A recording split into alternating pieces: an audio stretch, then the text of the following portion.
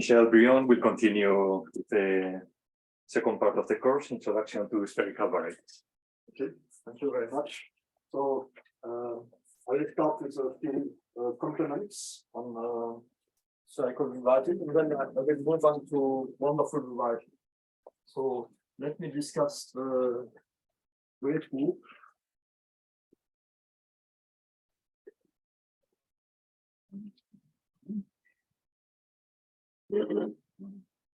Spherical varieties.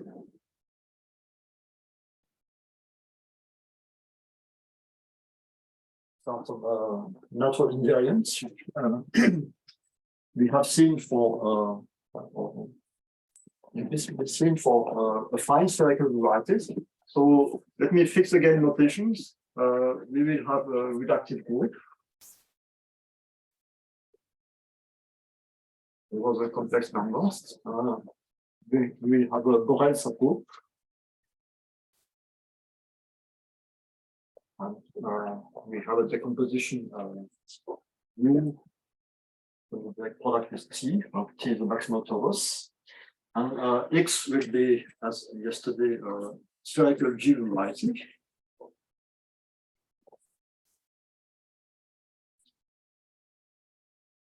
The observation is that G acts on the function field of this.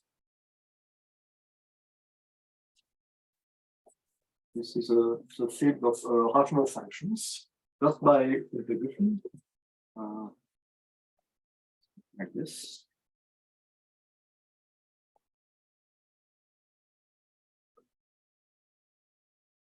So this inverse is meant to have a honest action. And you can consider the action of B induced by this. And then the field of invariant functions by B is just C, because you have an open B orbit, right? So every rational function with B invariant must be constant on this orbit, defined and constant on this orbit, and it's constant everywhere.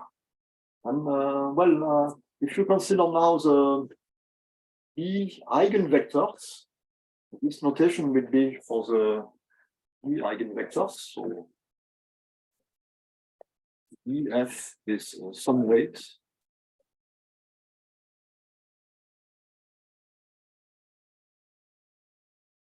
Then you have a natural map from this eigenvectors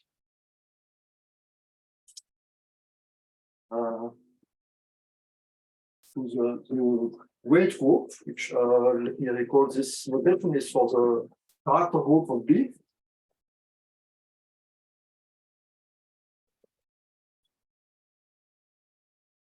It is just given by Latin F with what?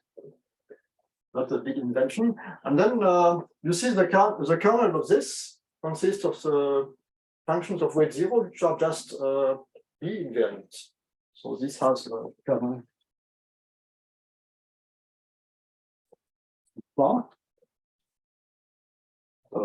non-zero B invariant functions. And so you get an injection of this group.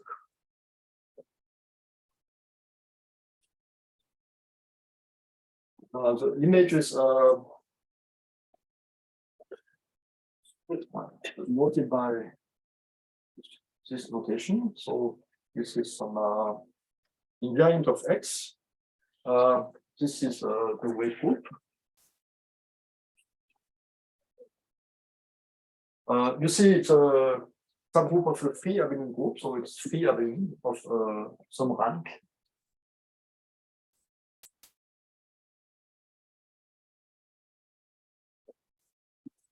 So this will be the rank.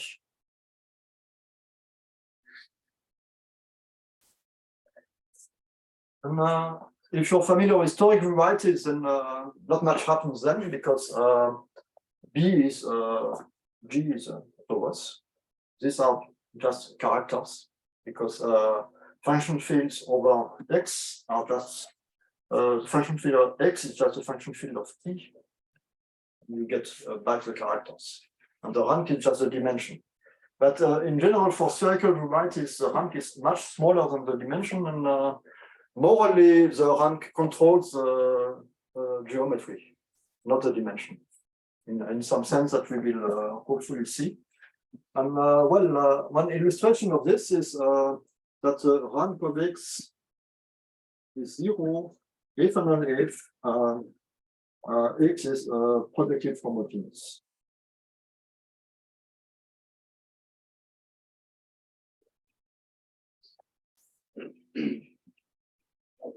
The rank measures the deviation from this first case.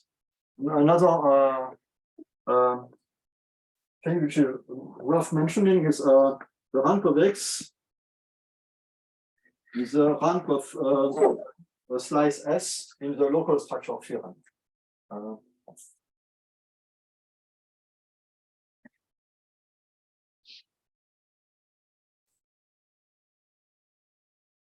Actually, we concluded yesterday's talk with a local structure theorem saying in the neighborhood of one. In some open sets which meets a closed projective G orbit, you have that X is a product of some unipresent radical which doesn't count with some slice S, which is a spherical variety for a smaller group and which is affine. And actually, in this situation, you also have that the rank, the group of X, restricts isomorphically to the weight group of X. And maybe it's a good exercise to check it, to use this local structure. Okay, so that's some maybe some first acquaintance with this notion. So we will see them in classes of examples soon. So now I'd like to move to wonderful varieties. So yesterday you introduced S as a local, Yes. a datum for a local patch. But if you change the patch, Yes. then you may change also S. Oh yes, yes. But this stays because well, maybe I'll explain it here. S is not a group. S, well, you have X, and inside X you have some open subset which is like this, where P is a parabolic subgroup. And now, if you want to consider this, well, P contains your Borel subgroup convention. So now you want to describe the B semi-invariant functions. Well, since these are rational functions, you may as well restrict to this open subset.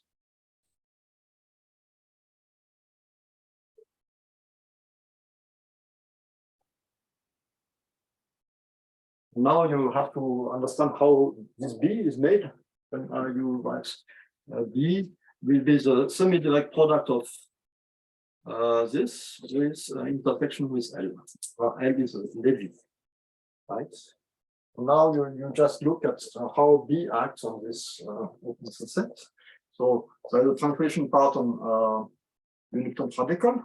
If you take invariant, this just cancels this uniprotect radical. And you're left with S. And what remains is this. Okay. And that's a proof. Right.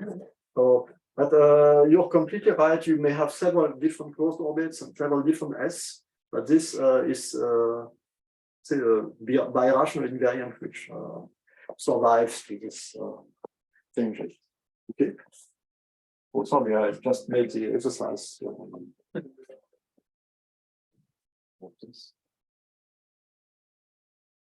Okay, so wonderful varieties. I will define them next, but morally they are somehow the next best class of varieties with group action after the projective homogeneous ones. Well, that's again some moral story, and this is true by practice. And we know many things about them, but much less than projective homogeneous varieties. This we will see in more detail. So the general problem is like this. you start with a spherical homogeneous space. And you would like to find an equivariant compactification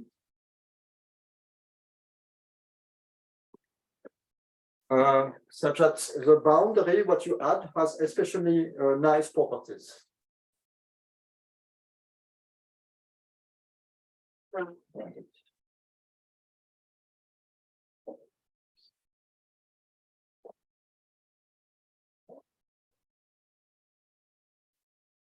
Orbit closures. And of course, it's a kind of loose statement, but let me make this clearer with toric varieties. So here, G mod H, that's the torus as today, and let's take a smooth toric variety, smooth projective.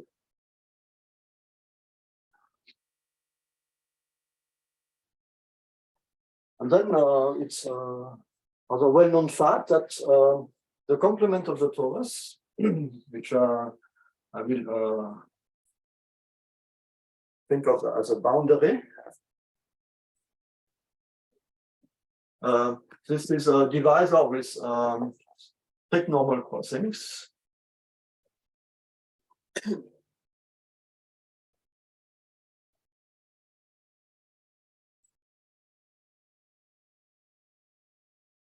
This means that this is a union of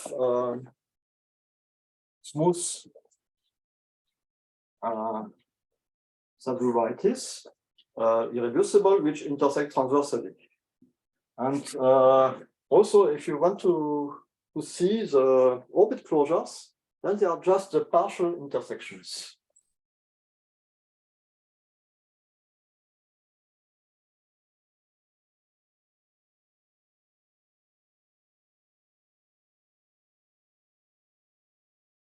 So this means that you obtain all orbit closures by doing this. You intersect some collection of boundary dividers.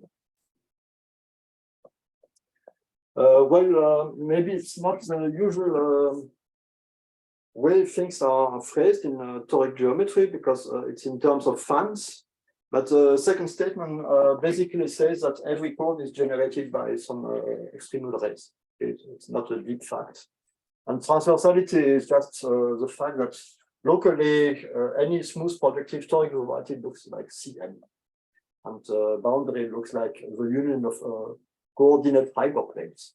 So there is not nothing deep there, but it's a very beautiful picture. And the first observation is if you go to a non-commutative world, this is completely different. Even for very straightforward compactifications like G mod H, let's take maybe EGLN. And now G will be doubled as yesterday. So this is a projective linear group. And you consider it with action of this group by left and right multiplication. And the most straightforward compactification is the space of matrices viewed projectively. So this is the projective space of n by n matrices. Certainly a compactification of this. But now the orbit closures.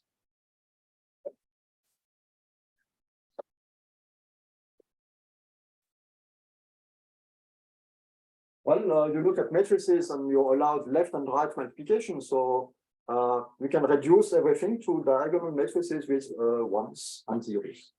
And so this, you see that the orbit closures are, let me call it xi, which is the space of matrices of rank at most I.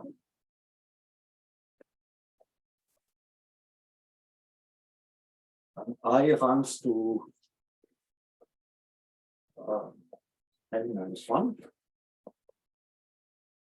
This is just discussed. And for example, the boundary is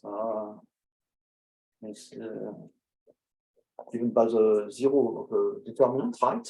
And it continues like this. And x1, these are matrices of rank 1. So for such a matrix, you need a kernel and an image. Kernel is a hyperplane and image is a line. So this is a product of two projective spaces. And it's embedded in a projective space of matrices. There's a Segre embedding, and if you look at this with group action, you should put a dual one. Okay. And now the point is that this orbit closures are all singular except the final one, and each one is singular along the next one. So the kind of exercise. Singularities of xi is xi minus 1.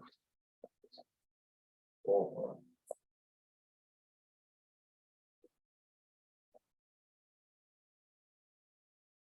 okay, so you get a very different picture. First of all, the boundary is singular divisor and is continuous. And there is a kind of well-known remedy for this. You blow up successively the orbit closure, starting from the smallest one, which is smooth. So you're safe. You blow up a smooth subvariety of the smooth variety. That's the first blow up.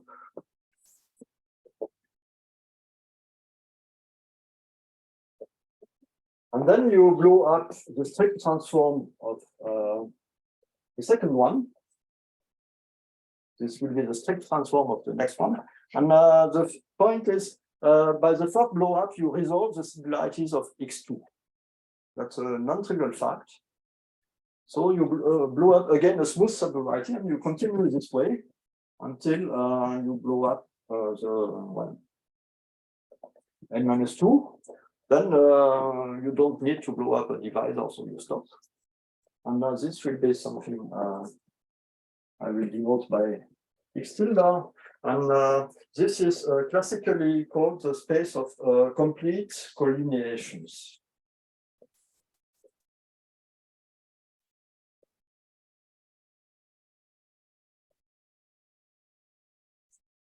So this was discovered in the framework of classical projective geometry as a nicer way to compactify collineations, which are the points here.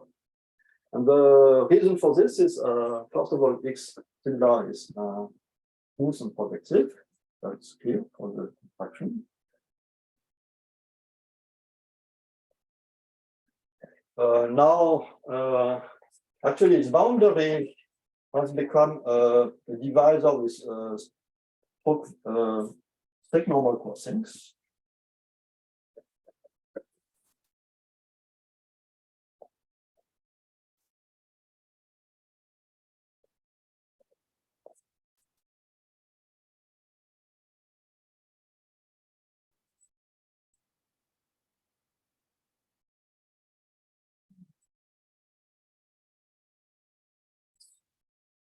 Well, this is not too hard to see, but the final remarkable property is if you intersect all these components,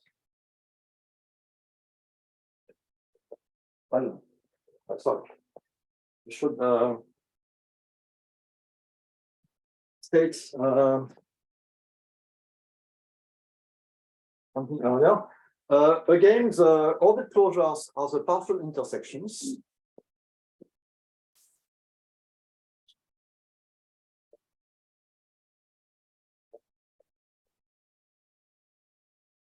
Just as in the toric case.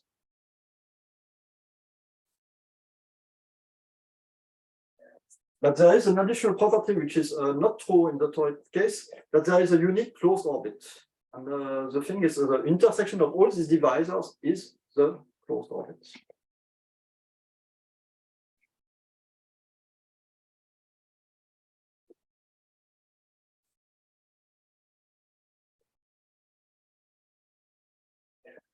And this condition is again very different from the toric condition, because in the toric world, closed orbits are just fixed points, and there are lots of them, at least as many of them as a dimension. And here we have a unique one, which is, by the way, the flag variety of lengthwise.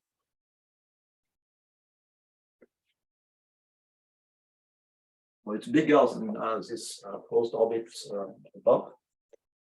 Okay, so that's what we achieve after this blow up, and these conditions will be taken as a definition for wonderful varieties.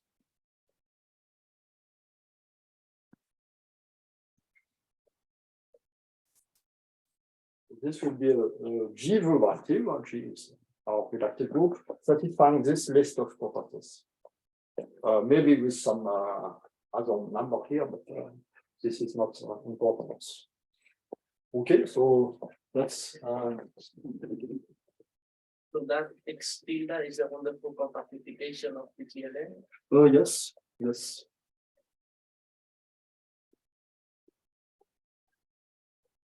That's actually probably the origin of this construction. Maybe another example that we saw yesterday. If we take this homogeneous space, well, projective version, PGLN mod PON.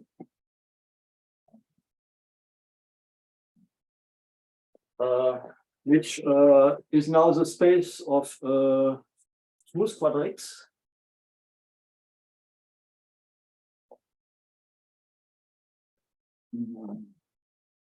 E(n minus 1). You have a similar story, because you can compactify this in a kind of straightforward way by compactifying equations of quadrics. So this we will get the space of symmetric matrices. Okay, and now you will have the same phenomenon that orbit closures are given by rank conditions.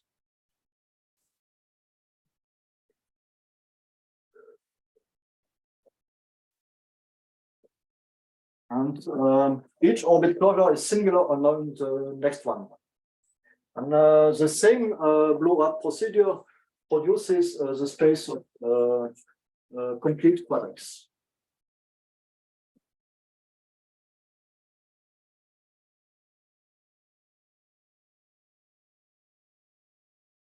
And this again was known to classical projective geometers actually in the 50s. And this was taken up by De Concini and Procesi, who showed that symmetric spaces admit wonderful compactification. So let me state maybe the most general result, which is known about wonderful varieties. So this will summarize the work by many people. So the first thing is every wonderful variety is spherical.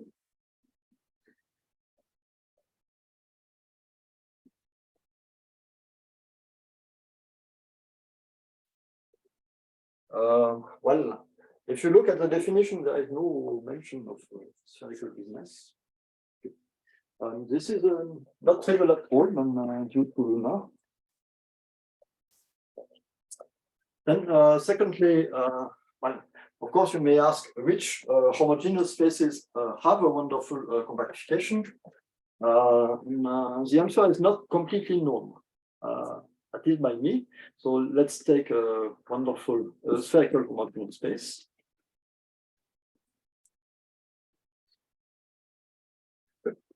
I'm a bit confused when you say wonderful variety.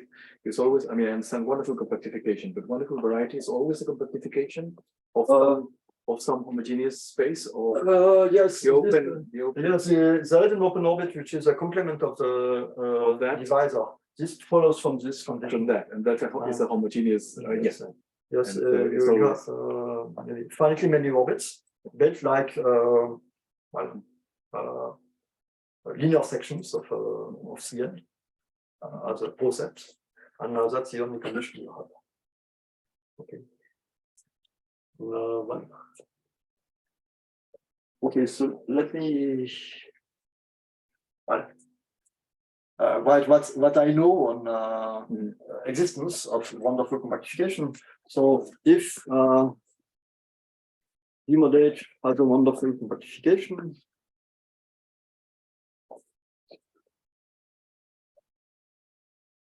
then the quotient of the normalizer of H by H is finite.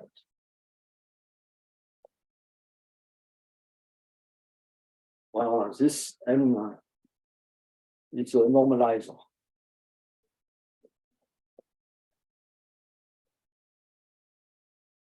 Well, that's maybe a rather hidden condition.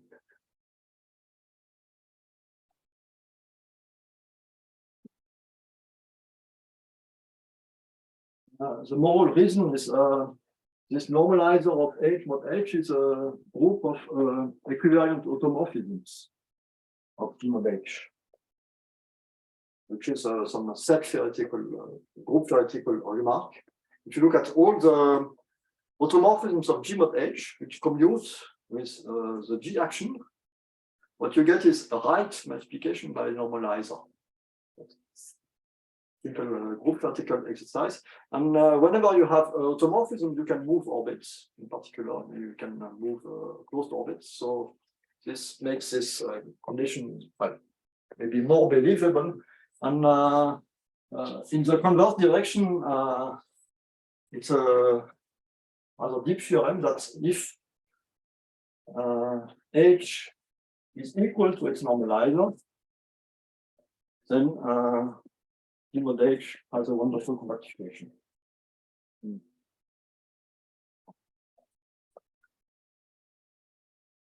Now, this is due to, well, I started with work of de Mazure.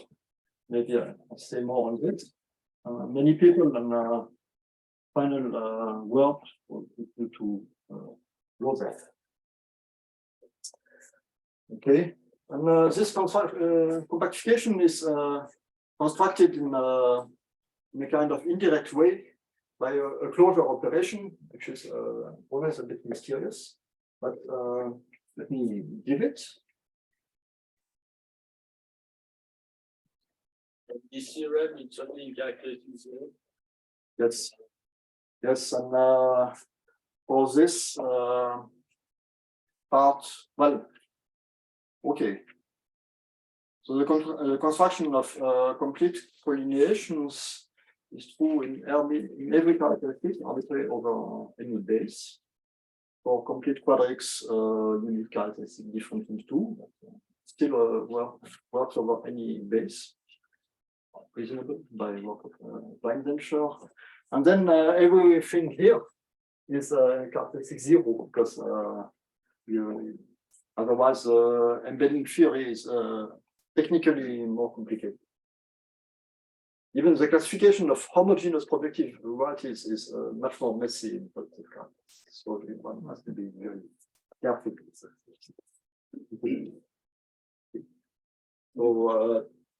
this is really characteristic 0. And the construction which I will sketch here is also characteristic 0 because what you do is you take irreducible representation of G, okay, and suppose you have an H eigenvector, okay. Take it and look at the orbit closure of the class of V in the projectivization of V lambda, okay. That's something we can do. And well, you can map D mod H to this because this class of V or line generated by V is H fixed, right? And take the closure. then what you get is some projective G variety with a unique closed orbit because it's through here, and that's it. And the claim is if you take this data generic enough, what you get is the wonderful compactification. Actually, it's not quite true. You have to normalize. Yeah.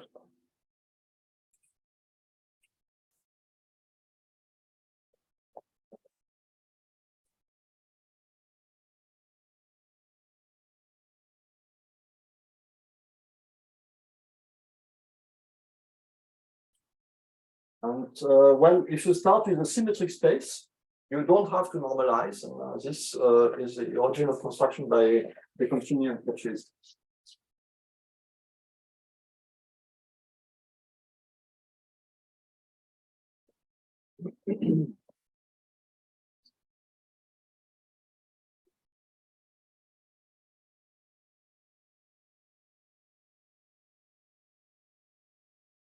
again for generic choices.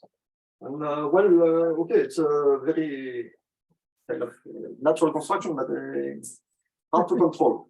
And since you take generic choices, you end up with very large spaces. Okay, I mean irreducible representations with the highest weight should be regular dominant and so on. So this will be huge spaces. So there are some smaller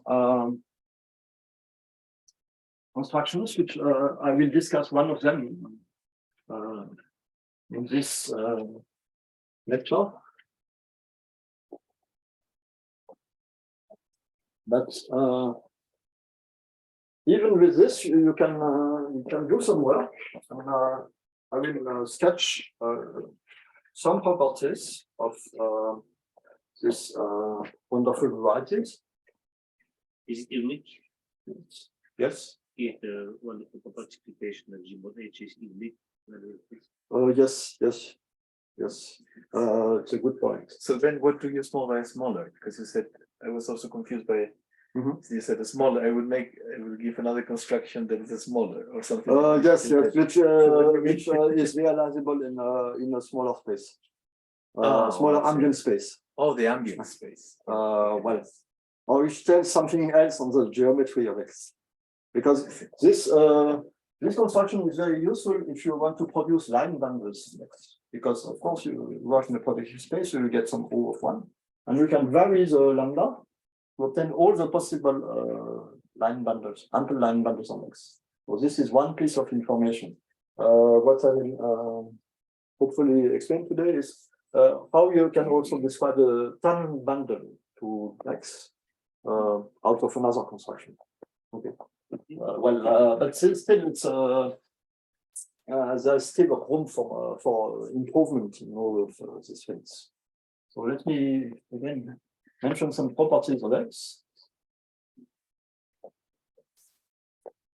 First of all, this is unique. This I could have said before. Secondly, the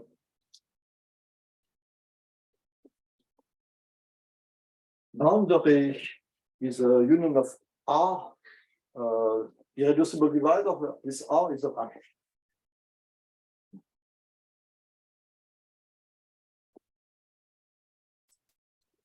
Okay, so that's a simple interpretation of the rank, and this comes out of the local structure theorem.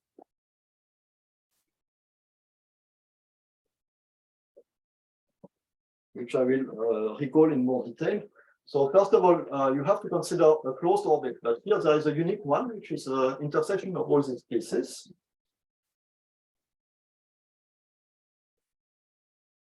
Then you pick up a point, and opposite parabolic to the stabilizer of this point.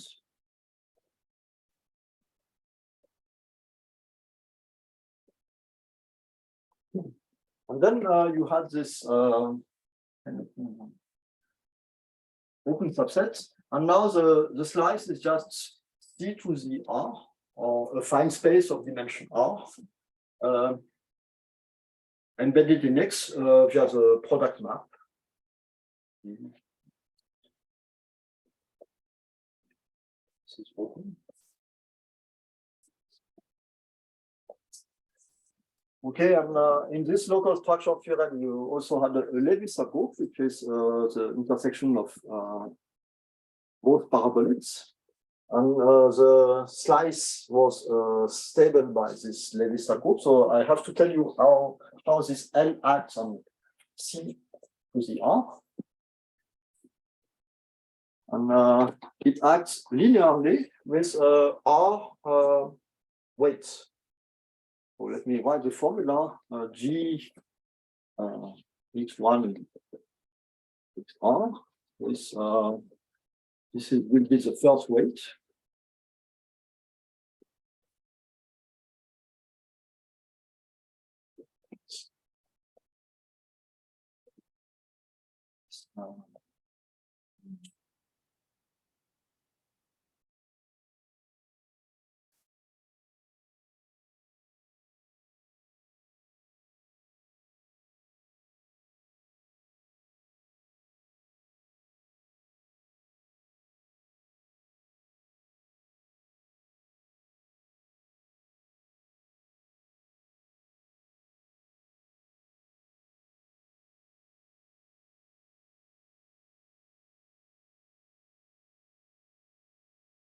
Let me continue this long statement. Well,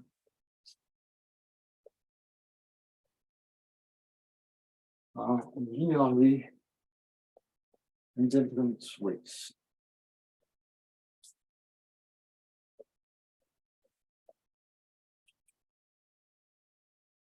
Which are called the spherical roots. I will hopefully explain this.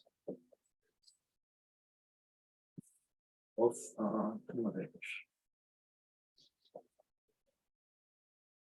They are weights of G model. They are eigenvectors of Borel subgroup of L, because the derived subgroup act trivially, and so by the isomorphism I sketched at the beginning, they are in the weight group. And actually, the weight group is what you think is really generated by this schema.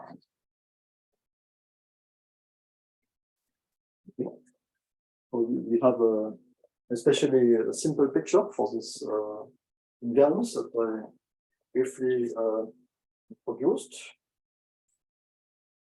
So I should discuss the case of symmetric spaces in detail, because if you're familiar with this, you will recognize some well-known objects, maybe with some disguise. So well,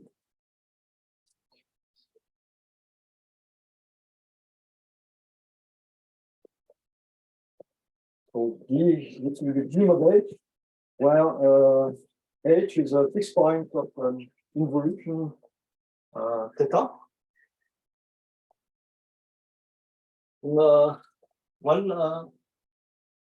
So the first thing is to describe this this P which occurs here, and this P is a so-called minimum theta split parabolic.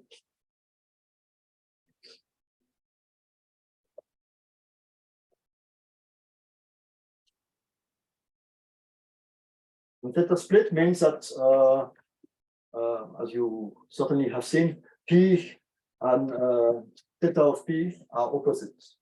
This gives you some Lewis group approach. This will be our L, and you see this L is theta stable, and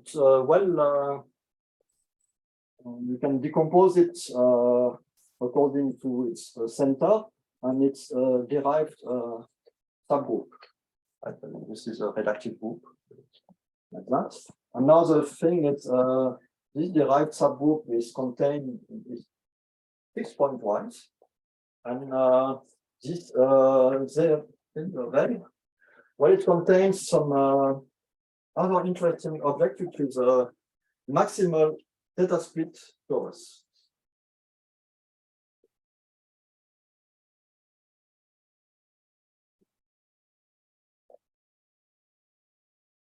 which I will call A because maybe usually this is something like S, but this S is already something else.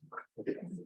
Anyway, this means that theta of A is inverse of A, or identically on A, fine.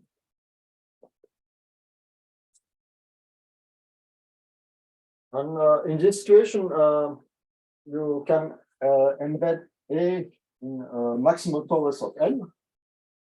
With this any maximal torus of L, and this is automatically theta stable because what you add is theta fixed by this observation. So you have a situation which is usual in symmetric spaces. You have maximal theta split in a theta stable torus. And what you can do is consider the restricted roots. This means you take the root system of V and T, and it will be root, and you restrict to A. Well, here I'm cheating because some roots restrict to 0, but you ignore them. And what you get is another root system, which is the restricted root system.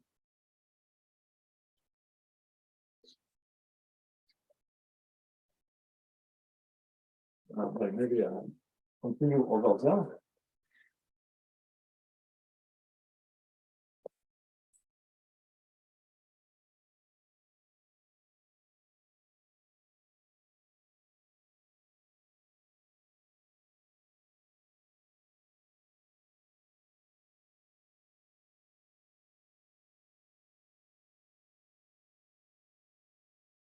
Now the spherical roots, these gamma i's, are just the restrictions of the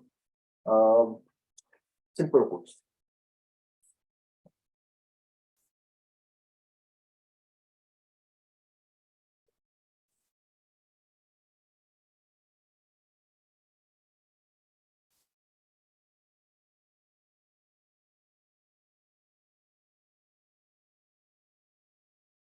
Again, with the convention, if root restricts to 0, you just ignore it. And also you have this local structure theorem, which I partially erased, but this has some parts that you can see. But if you consider this map,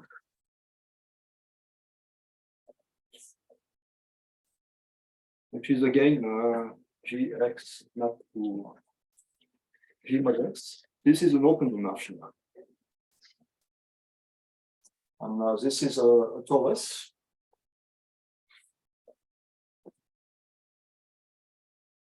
Well, this is a set of elements of order 2 by this definition. So if you divide A by its elements of order 2, you get a subtorus. And moved by P, you get an open subset. This is an algebraic version of the Iwasawa decomposition for real symmetric spaces. This also comes out of the, this is one piece of the local structure. Okay, so that's maybe a nice picture for symmetric spaces. Questions? Yes. So when you take the restricted simple roots, you might get like one root and the twice that root, because you might get something non-reduced. So you count that as a spherical root, or you ignore it? No. No, but no, if one root is a double of another one, I also ignore it. Okay, thank you.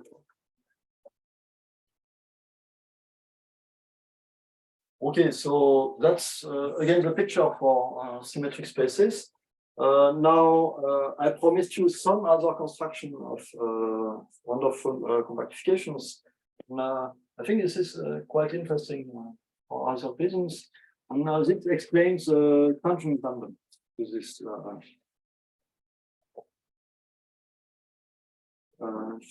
put this compactification in some way.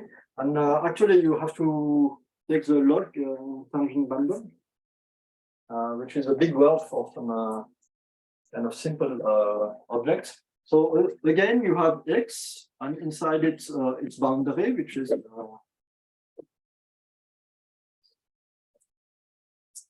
the union of this boundary divisors.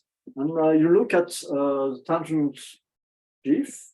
This will be the vector fields on X. And inside it, you have a subsheaf. I don't think of vector bundles, but really locally free sheet. And this will be the vector fields which preserve the boundary.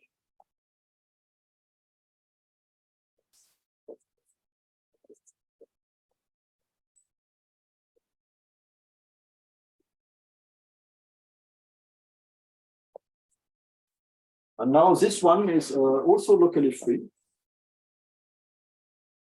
of the same rank of as Tx. And since you have a group action, you get some natural sections of this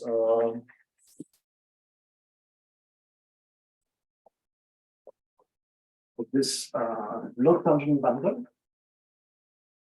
Preserving the boundary means tangent to the boundary. Sorry? Preserving the boundary means that it's tangent to the boundary.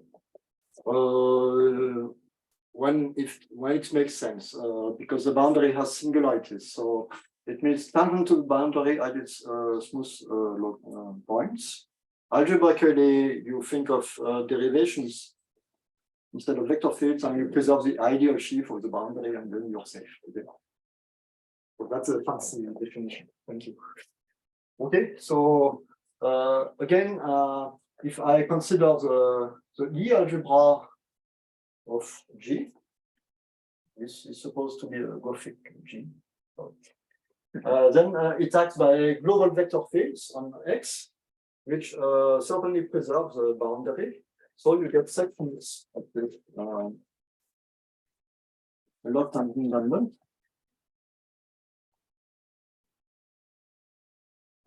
And globally, what you get is morphism of sheaves like this.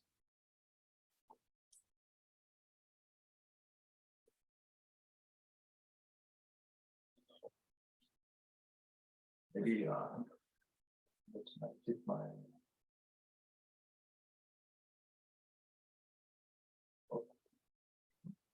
Now the thing is that this morphism is subjective for wonderful rewriting.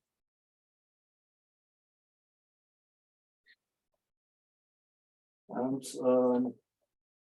so if you have a subjective morphism, what you get automatically is a map from the variety X to some Grassmannian, because you just say you send any point X to the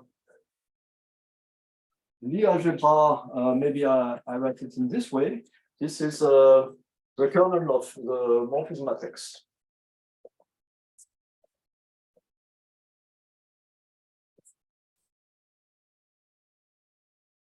So by definition, this will be subspace of D of constant dimension. So this maps X to Grassmannian.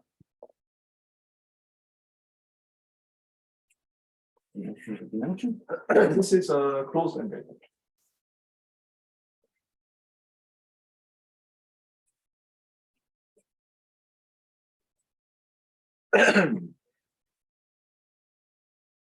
Okay, so that's the statement I want to stress, which is quite remarkable. This form is also due to many people beginning with de mesure and ending with low depth. It's interesting for many reasons. First of all, the image is not only contained in the Grassmannian, but in the variety of Lie subalgebras of this G. Because if you look at the point in the open orbit, well, in the open orbit, this Tx of minus log is just Tx. There is no boundary.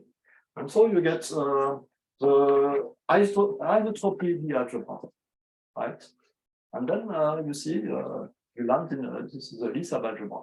And by continuity, you land into the Lie.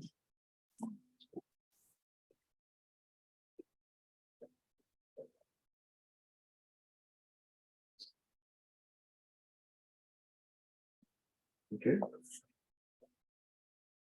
And if you start with a reductive subgroup H, then you can show that you get a component of this variety of these subalgebras. Because generically you cannot deform reductive subalgebra. Sometimes you get more. So you get a realization of X by this in this variety, and the log tangent bundle is the pullback of the quotient bundle on this Gauss-Mannheim, just by construction. Maybe so the quotient bundle.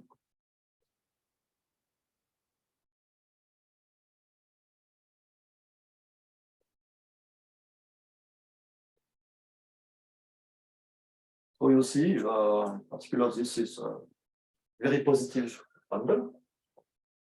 Pull back of this. What you also see is by taking determinants is a positive property of the log anti-canonical bundle, which I think I mentioned yesterday. So let me elaborate on that. Well, it's a general fact that the determinant of Tx of minus log something is minus Kx minus boundary. Okay, so that's easy to see with local coordinates. And so you see, since this bundle is full back of this, what you get a corollary that this one is empty.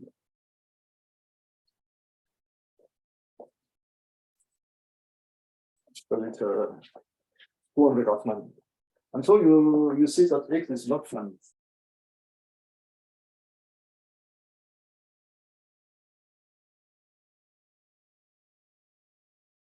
This is a quite remarkable part, even if it's kind of easy to deduce this.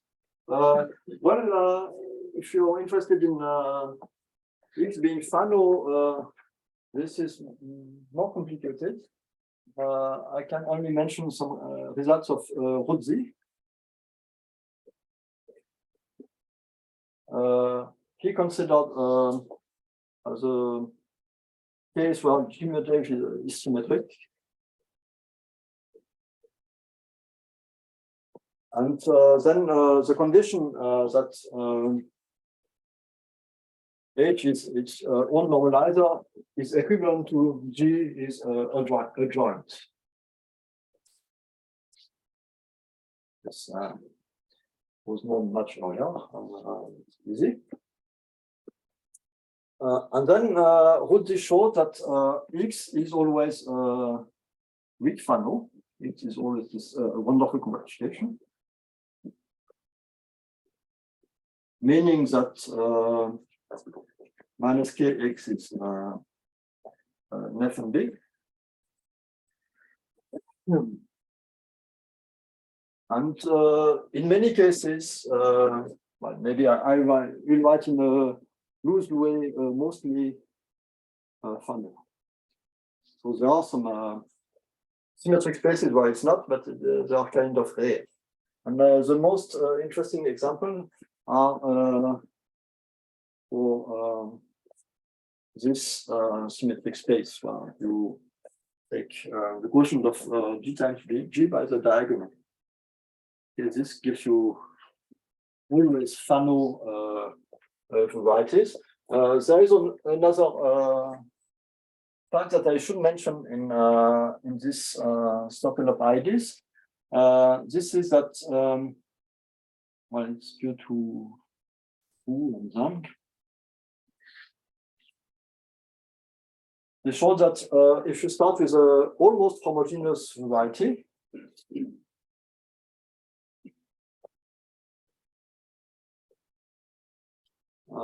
smooth and projective, then the minus k is always big. Can you recall the meaning of almost homogeneous? Means that there is an open orbit of a connected linear algebraic group. Okay, so that's a very general result, and very nice and not trivial at all. If you look at the proof, they use lots of minimal model program ingredients. So maybe there is a simpler proof of this one, but it's good to have this in mind. So this minus k has always lots of sections. Okay, so maybe see what I can do in the meantime.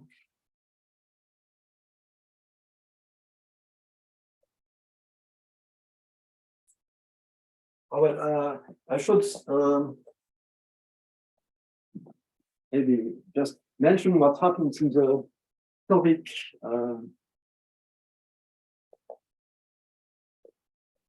case. Well, these things are completely different.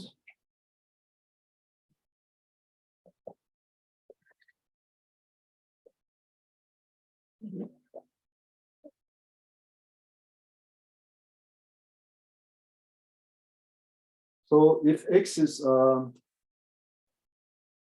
again smooth projective and toric, then what you can see is this map up that I consider, which now goes from the algebra of the torus to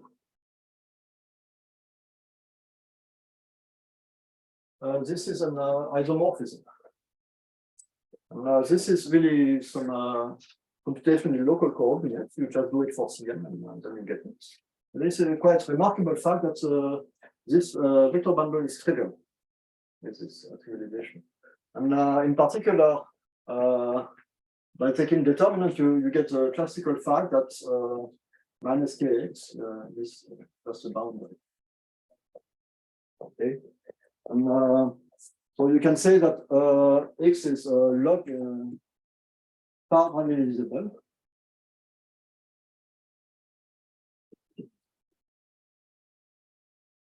And there is actually a converse, which says if you have a log parallelizable smooth projective variety, it's toric if it's rational.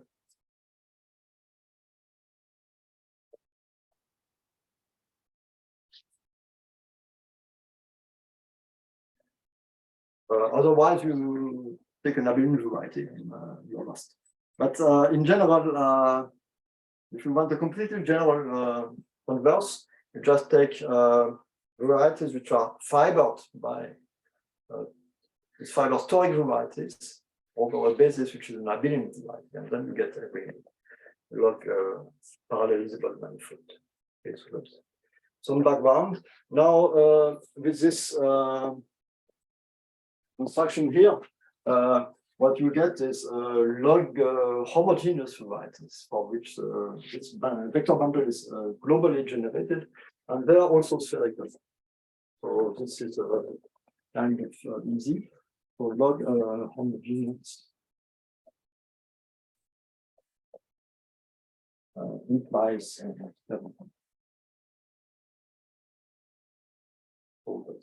but another reason to consider spherical varieties because log tangent bundle is well behaved.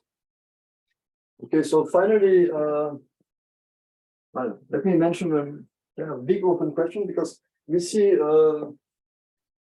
two realizations of wonderful varieties. First one tells you more or less how the line bundles are made. Second one, how the tangent bundle is made, but there is no construction which tells you how the cohomology ring is made. And the problem is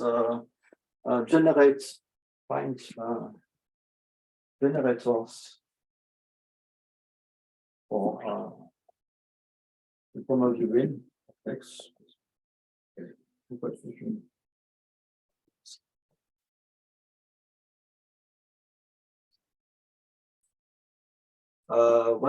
Generators having a geometric significance. If you consider the same question for projective homogeneous varieties, then you know this is generated by Chern classes of homogeneous vector bundles, which are very concrete realization in terms of symmetric functions, invariant functions. But here we have no guess, and that's a kind of a problem because one would like to do something with it. But I don't know. If it's a wonderful compactification of the joint group. Even then, because you have a construction as a nice construction using equivariant cohomology, embedding this ring in a bigger ring, which is well understood. But then you have some kind of relations. That's why you can solve the defining equation somehow, but doesn't have a clear geometric interpretation. Okay. And can you guess from the Poincaré polynomial where the generator should live?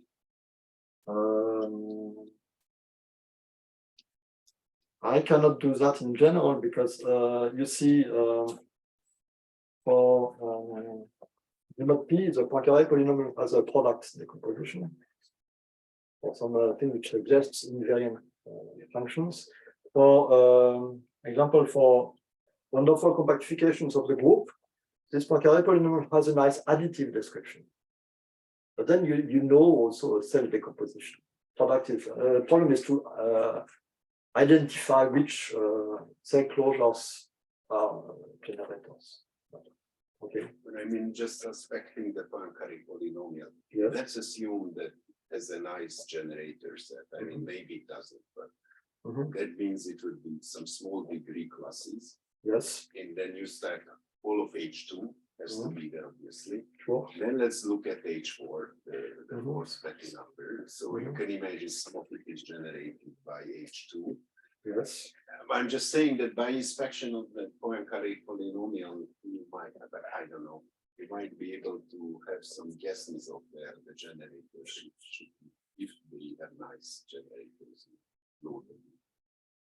Well, you're completely right for low rank cases, but I think nobody could extract enough information to have a general guess. So maybe one has to work more.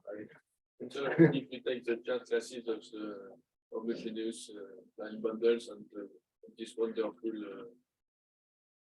No way, it's not generated by H2. Yes, but you don't.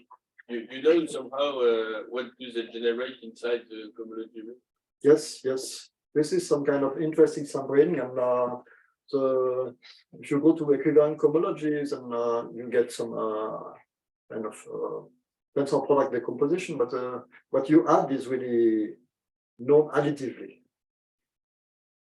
And at the level of Poincaré polynomials, this is apparent. So the whole Poincaré polynomial of X is a product of two. One of them is more or less understood. These are things which come from G. And one of them is a contribution from the boundary, which I don't know how to deal with. So again, maybe one should work more, but since there are many clever people.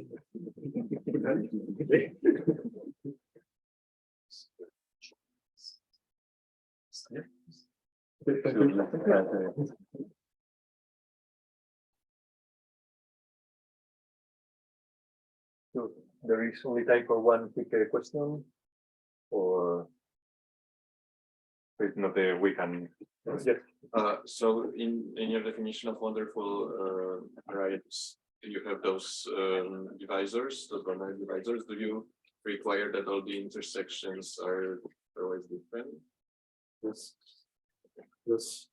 Well, I could have made it clear. There is a bijection between orbit closures and set of indices of partial intersections. So toric varieties in general are not.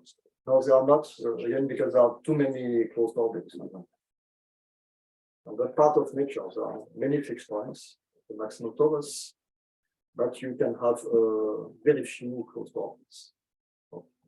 Deducted. The Chern class of the Gaussian bundle and all the H2 is not enough. I don't know. This I tried.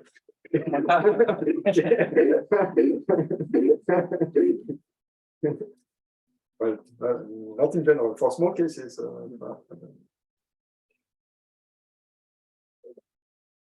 And so you didn't mention it, but so associated to a spherical homogeneous variety, we can there is this dual group constructed by several people, and so this dual group, I guess, it's related to this spherical root you mentioned.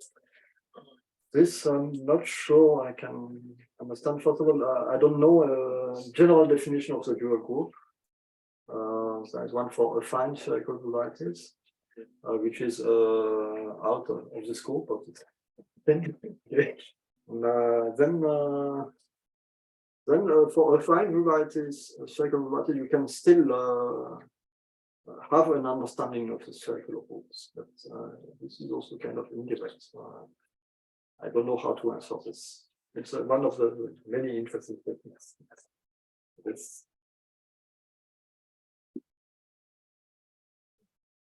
Any other question or comment?